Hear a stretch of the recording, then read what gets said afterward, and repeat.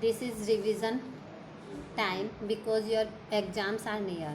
So we will take first poem of Hornbill, a photograph, written by Shirley Tarlson. In this poem, I will take multiple choice questions or internal questions from the poem. The first question is, what does the cardboard here refer to? यहाँ पर cardboard किस बात को refer कर रहा है?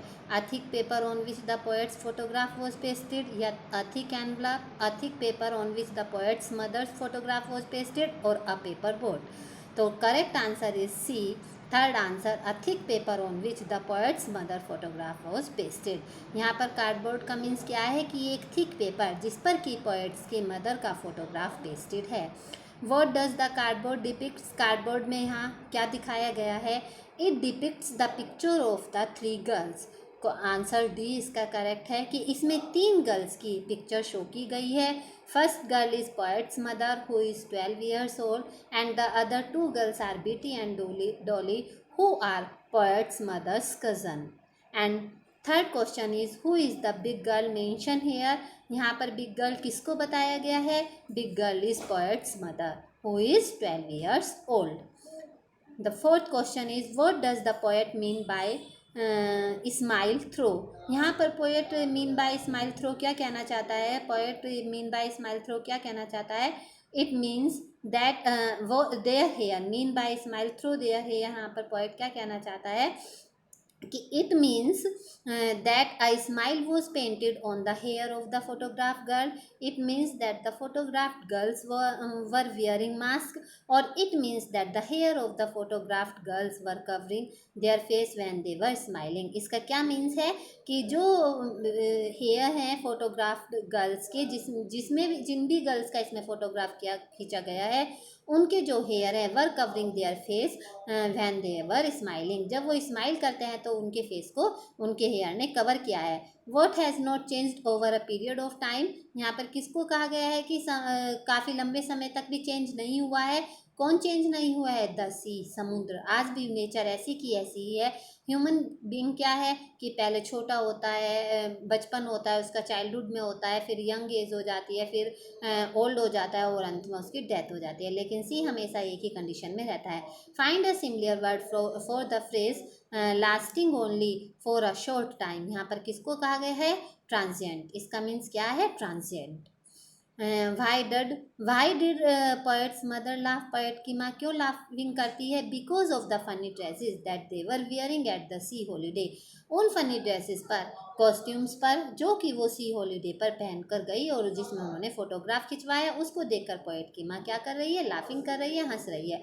Who are Betty and Dolly? I have already told you that they are poet's mother's cousins. वो poet के माँ की क्या है? कजन्स हैं। Find a synonym of photograph. यहाँ पर फोटोग्राफ वर्ड का सिनोनियम क्या है? Snapshots. Why is three, why is there nothing to say about the death of the poet's mother? यहाँ पर कुछ भी कहने के लिए नहीं है पोएट की माँ की डेथ के विषय में। तो क्या है इसका correct answer? Because the death of the poet's mother has left a deep void in the poets heart. क्योंकि पोएट्स की माँ की जो मृत्यु है वो पोएट्स के हृदय में, हार्ट में एक डीप वॉइड, एक शून्य गहराई तक समा चुकी है, यानी वो बिल्कुल शांत हो चुकी है उस पर। तो सर्कमस्टांसिस को यहाँ रेफर किया गया है इस बात के लिए। Which word is similar to the phrase events that change your life over which you have no control? The word similar to this is circumstances, परिस्थितियाँ। Okay, thank you. And some more questions I want to discuss with you. How many persons can be seen on the photograph? There are 3 persons can be seen in the photograph. Who is the big girl? Big girl is poet's mother.